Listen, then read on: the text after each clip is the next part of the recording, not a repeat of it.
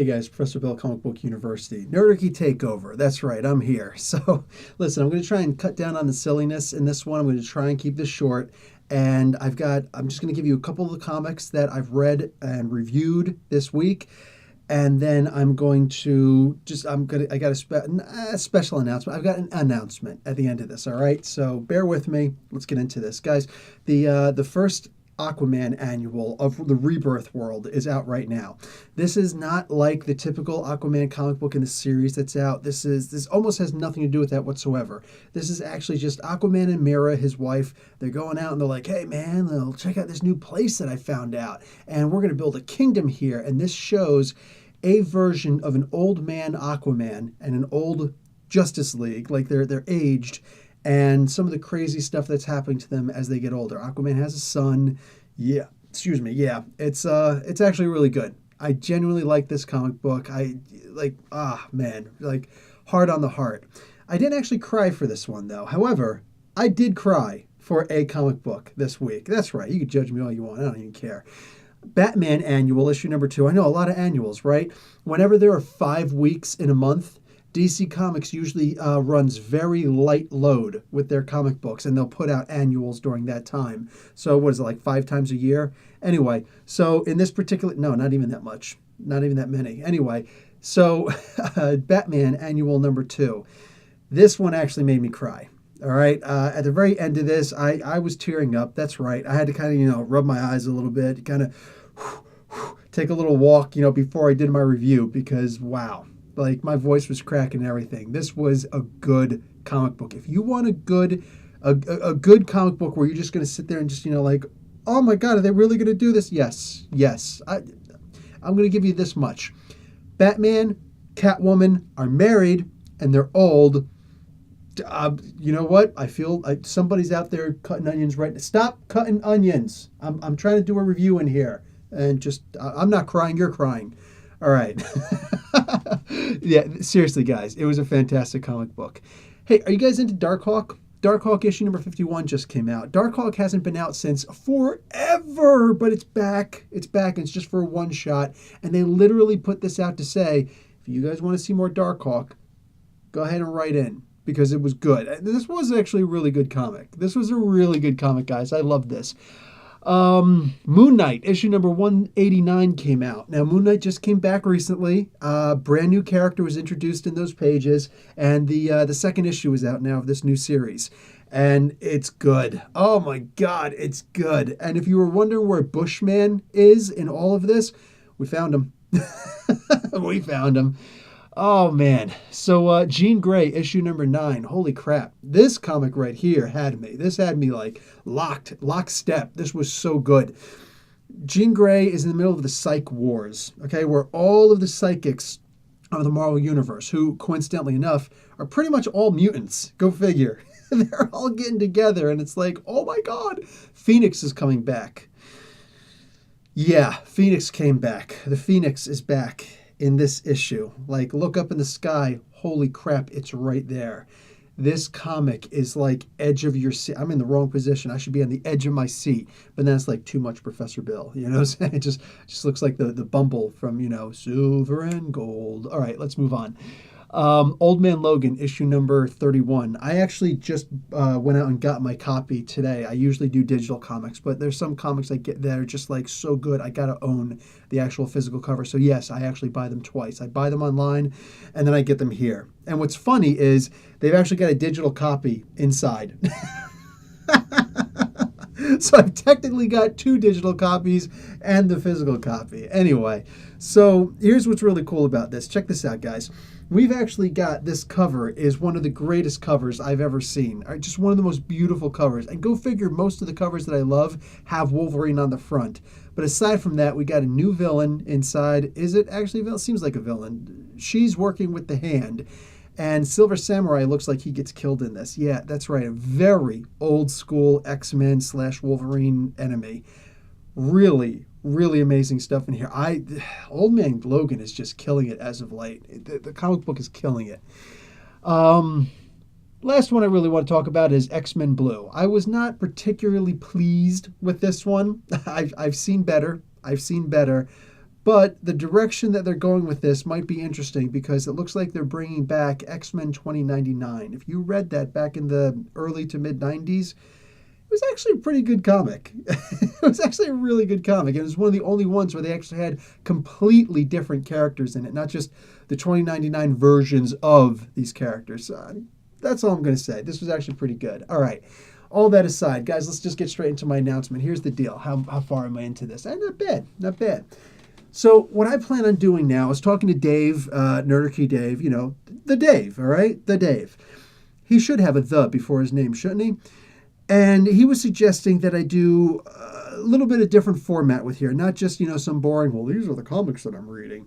So one of the things he suggested I really liked. He said a behind the DM screen. But of course, since this is a Marvel FASERIP game that I run every Monday at 8 o'clock New York, Toronto time, be there or be square, and that's on Nerdarchy, it would obviously have to be a behind the judges screen. I could do that. So I'm thinking that I'm going to try and make an actual judges screen. I'm going to set up a little, what would you call it? A little skit, all right, where you actually see a behind the judges screen thing, like a little clip where you can see me, switching over to that segment. And I'm going to try and make it interesting in that regard. So talk about the Marvel FASERIP game that I run every Monday on Nerdarchy, 8 o'clock p.m., Eastern New York and Toronto time, or New Jersey time, Florida time. You get the gist. I'm going to actually try and talk about some of the things that are going on behind the scenes there. So, of course, the players can go on and they can look and they can be like, oh, so that's what's happening. I will give you this much if you're watching this. Yes, that main villain that they're fighting, or not that they're fighting, that they're facing, that Nightlight actually went face-to-face with and could have gotten himself killed. He is actually Dracula. Yes, he is the Marvel Universe version of Dracula. And you guys can go and see what Dracula is capable of doing on Comic Book University. Dracula Explained in a Minute. Go and check that out. It's worth it. So right there, that's what he could do. That's what they're facing. That's what they're dealing with. Oh, yeah. And I'm just saying, I don't see Blade anywhere around. So that is your very quick little sneak peek into the behind the judges screen. And we're going to try and do more with that. I'm going to close out with an honest to God thank you. Okay, listen, 6 years military. I don't have to question, I don't have questions like that on my mind. Like, is it manly to do such and such? Forget about that machismo crap, all right? I'm a man. Trust me. And the thing with me is I like to wear my heart on my sleeve. All right, so I don't do that hidey hole stuff or anything like that. I'm going to tell you straight. I genuinely appreciate everybody who is on that game. I mean, hundreds of people watching our game, whether it's live. We actually had more than 100 people watching the game live last Monday, which is just, I cannot tell you how incredible that was. There was the crew that was there from the beginning to the end. There were the guys who were just in character and just, guys, honestly, like my heart swells to see stuff like that. The interaction in the game.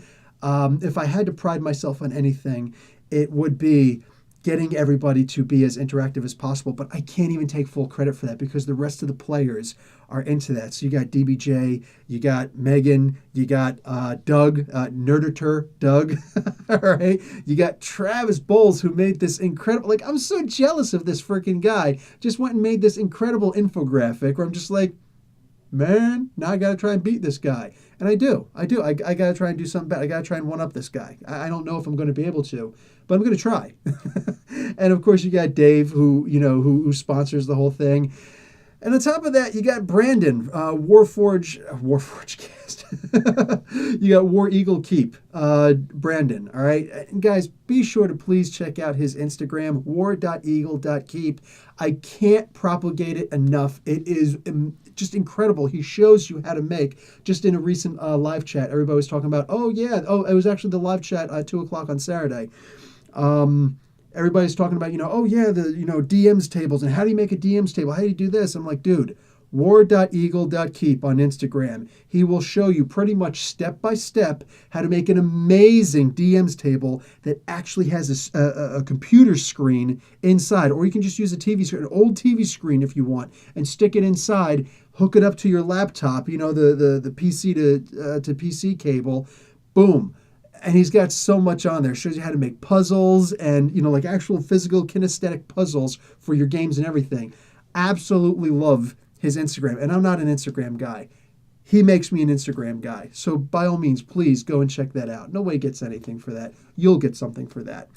Aside from that, though, I genuinely have to thank the players. I have to thank Dave, of course, and I have to thank you guys.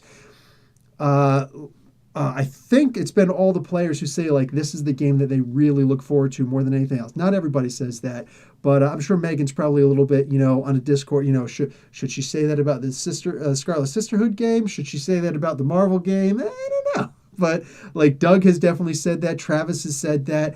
And, like, that warms my heart so much. And hearing you guys say that, too. I cannot tell you how much it fills me with joy to hear stuff like that. I love being able to tell stories specifically from my favorite universes, the superhero universes. And even if I'm only locked down to Marvel in this game, this season at least, whatever, man, I'm good with it.